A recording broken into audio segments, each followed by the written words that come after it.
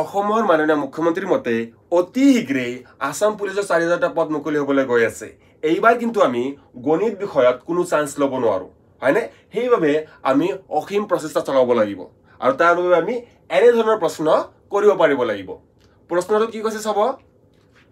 এজন ব্যক্তিৰ চা x মিটাৰ আৰু সূৰ্যৰ উন্নতি যাক আমি উঠন কোণ বুলি কওঁ বা ইংলিছত এংগেল অফ এলিভেশন বুলি কওঁ কিমান বুলি কৈছে 45 ডিগ্ৰী মানে যদি চাৰ দৈৰ্ঘ্য √3 - 1x মিটাৰ বৃদ্ধি হয় তেন্তে উঠন কোণ কিমান হ'ব এটো আমাক বিচাৰিছে হয়নে আমাক কি দিয়া আছে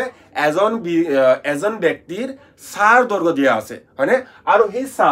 যেটো আমাৰ সূৰ্যৰ যেটা মাটিৰ পৰা এংগেল কৰিব হেতু এংগেল কিমান বুলি কৈছে আমাৰ 45 ডিগ্ৰী বুলি কৈছে আৰু এই চা মানে যেটো ব্যক্তিজনৰ চা আছিল এই চা যেতিয়া √3 - 1 হোল ইনটু x মিটাৰ কি হ'ব বৃদ্ধি হ'ব তেতিয়া এই সূৰ্যৰ যেটো এংগেল মাটিৰ লগত হেতু কিমান ডিগ্ৰী হ'ব হেতু আমাক বিচাৰিছে হয়নে এইটো জানিব কাৰণে আপুনি চাব যেতিয়া আমাৰ ত্ৰিকোণমিতিক কোৱেশ্চন থাকিব সাৰ কোৱেশ্চন থাকিব আপুনি হৰু কৈ বা সৰল ভাবে কি কৰিব এটা ফিগাৰ ড্ৰ কৰি ল'ব বা চিত্ৰ ড্ৰ কৰি ল'ব ঠিক আছে এটা চাব এটো হল মই মানুহজনৰ দৈৰ্ঘ্য এটা আঁকিছো ঠিক আছে মানুহজনৰ চা হলে মাটিৰ ওপৰত পৰিব হয়নে মানুহজনৰ চা কিমান আছিল x মিটাৰ আছিল বুলি কলে হয়নে আৰু এখিনি কি হ'ব সূৰ্যৰ পৰা এটো যদি সূৰ্য হয় ইয়াৰ পৰা যেটো এংগেল লম আমি এখিনিৰ পৰা লম এখিনিৰ পৰা এখিনি কিমান ডিগ্ৰী বুলি কৈছে এখিনিৰ পৰা এখিনি 45 ডিগ্ৰী দিয়া আছে বুলি কৈছে ঠিক আছে এখিনিৰ পৰা কিমান দিছে আমাৰ 45 ডিগ্ৰী দিয়া বুলি কৈছে এতিয়া যদি কি কৈছে যদি চাৰ দৈৰ্ঘ্য √3 - 1x মিটাৰ বৃদ্ধি হয়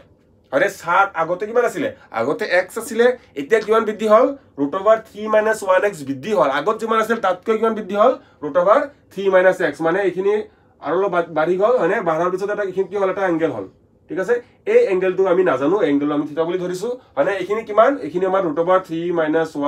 1x বুলি কৈছে তো মুঠ কিমান হল যেটো আমাৰ পিছত গৈ কিনে যেটো আমাৰ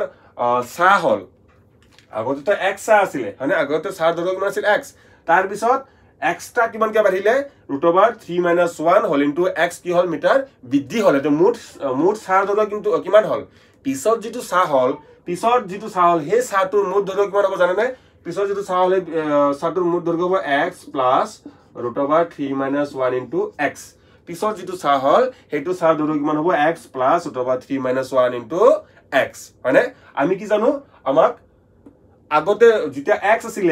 মানে যেতিয়া সাৰ দৈৰ্ঘ্য x আছিল তেতিয়া আমাৰ এংগেল অফ এলিভেশন বা উঠন কোণ কিমান দিছিলে 45 ডিগ্ৰী মানে যেতিয়া সা বৃদ্ধি হৈ গল সাৰ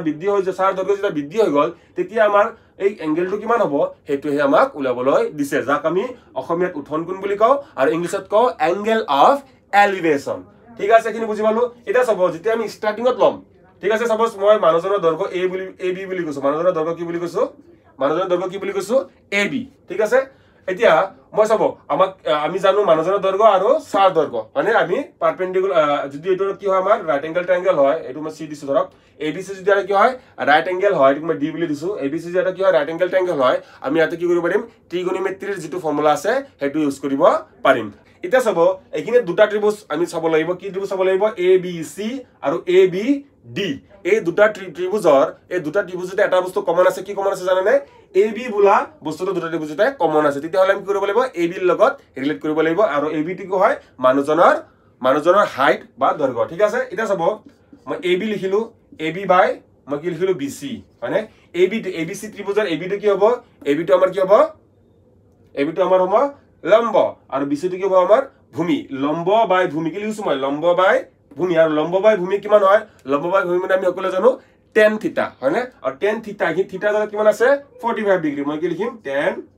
45 ডিগ্ৰী কথাখিনি বুজি পালে নে কি লিখিছো মই AB বাই BC AB মানে কি হয় লম্ব আৰু BC মানে কি হয় ভূমি লম্ব বাই ভূমি সমান কিমান হয় আমাৰ tan থিটা বুলি জানো আৰু থিটা জানা কিমান দি আছে 45 ডিগ্ৰী আমি কি লিখিছো tan 45 ডিগ্ৰী ঠিক আছে AB টো আমি AB ৰাখিম BC মানে কিমান দি আছে আমাক আগতে সাৰ দৈৰ্ঘ্য কিমান আছিল x লিখিলো আৰু tan 45 মানে কিমান tan 45 মানে আমি সকলোৱে জানো tan 45 মানে 1 তো x টো ইপিনে কি আছে ডিভাইড ইপিনে গলে কি হ'ব ইনটু মানে AB সমান কিমান বলো AB সমান x মিটাৰ মানে মানুহজনৰ দৈৰ্ঘ্য কিমান পালো আমি মানুহজনৰ দৈৰ্ঘ্য কিমান পালো x মিটাৰ পালো কিন্তু এতিয়ালৈকে আমাৰ ওলোৱা নাই বস্তুটো আমাক কি ওলাব দিছে জানে এই পিছৰ যেটো এংগেল আছে এই এংগেলটোহে ওলাব লাগে এতিয়া আকৌ যদি মই a b d ট্ৰায়াঙ্গেল এটো কাৰণ কেনে লৈছিলো এটো abc ৰ কাৰণে লৈছিলো ঠিক আছে ত্ৰিভুজ abc ৰ কাৰণে এখিনি লৈছিলো এতিয়া মই কাৰ কাৰণে লম ত্ৰিভুজ abd কাৰ কাৰণে লম ত্ৰিভুজ abd ত্ৰিভুজ abd কাৰণে যেতিয়া মই লম কি হ'ব তেতিয়া একে হ'ব সব ফৰ্মুলাটো ab বাই এবাৰ কি লম bd লম হয়নে লম্ব কিমান ab আৰু ভূমি কিমান bd ঠিক আছে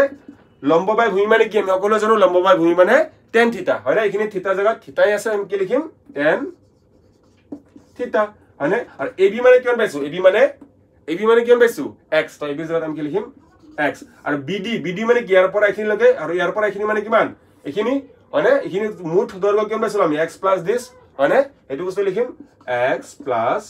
√3 - 1 into x আৰু এখিনি কিমান থাকিল tan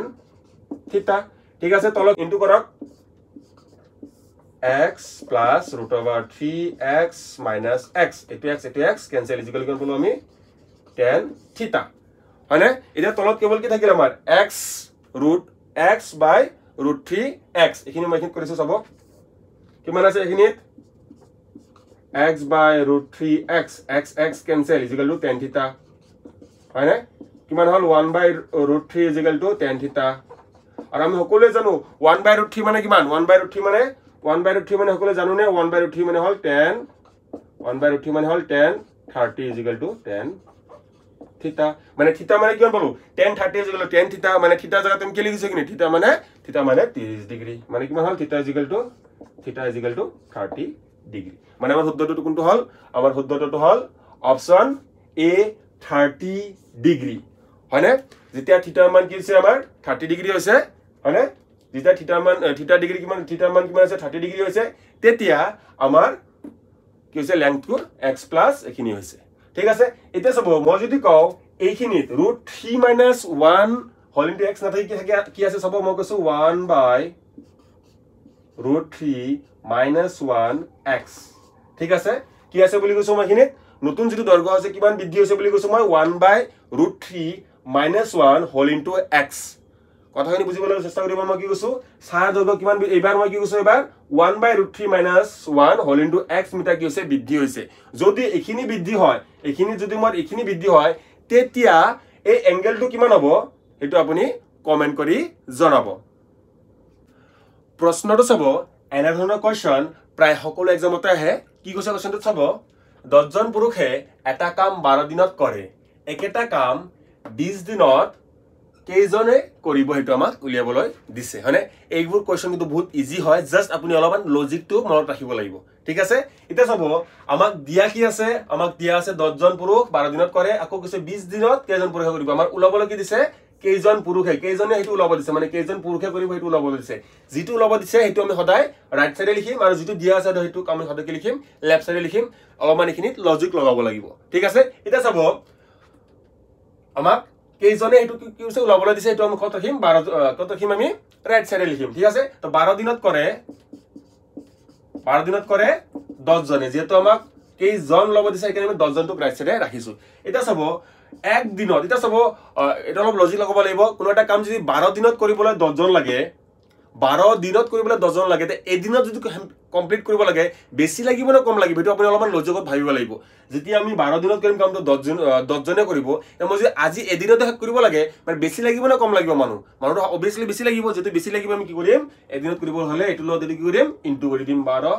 পূৰণ 10 ঠিক আছে ঠিক তেনদৰে এটা মোক কি দিছে 20 দিনত মই যেটা হে কামটো 20 দিনত কৰিম এটা কব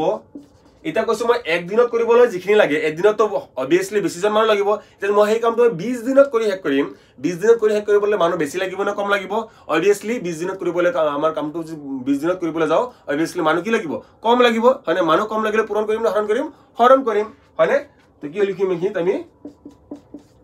divided by 20 ঠিক আছে এখিনি কনসেপ্ট অলপমান লজিক মনত ৰাখিব লাগে আৰু যেটো উলাব লাগে হেতু আমি সদায় কত ৰাখিম ৰাইট সাইডে লিখিম 10 জনে যদি এখিনি লিখি দিয়ে কিন্তু খেলিমিলি হৈ যাব উত্তৰটো নিমিলিব ঠিক আছে যেটো আমাক উলিয়াবলৈ দিয়ে সদায় ৰাইট সাইডে ৰাখিব আৰু অলপমান লজিকত ভাবিব যে এদিনত কৰিবলৈ বেছি দিন লাগিব না বেছি মানুহ লাগিব না কম মানুহ লাগিব 20 দিনত কৰিবলৈ বেছি মানুহ লাগিব না কম মানুহ লাগিব এখিনি অলপমান লজিক লগাব বাকি একদম ইজি কোৱেশ্চন ঠিক আছে ক্যালকুলেট কৰক এখিনি 0 0 ক্যান্সেল 2 ৰে কাটিলে এবাৰ 2 ৰে কাটিলে 6 বাৰ মানে উত্তৰ কিমান হল 6 মানে আমাৰ সেই কামটো যদি আমাৰ কি কৰে 20 দিনত শেষ কৰিব লাগে আমি কেইজন মানুহে কৰিব পাৰিব আমাৰ 6 জন মানুহে কৰিব পাৰিব ঠিক আছে এতিয়া মই যদি কওঁ এখিনি 20 দিন দিয়া নাই কেইদিন দিলো মই এখিনি মই দিছো 30 দিন কেইদিন দিছো মই 30 দিন 30 দিনত কামটো কৰিব লাগে তেতিয়া আমাৰ কেইজন মানুহ লাগিব এটো আপুনি কমেন্ট কৰি জনাব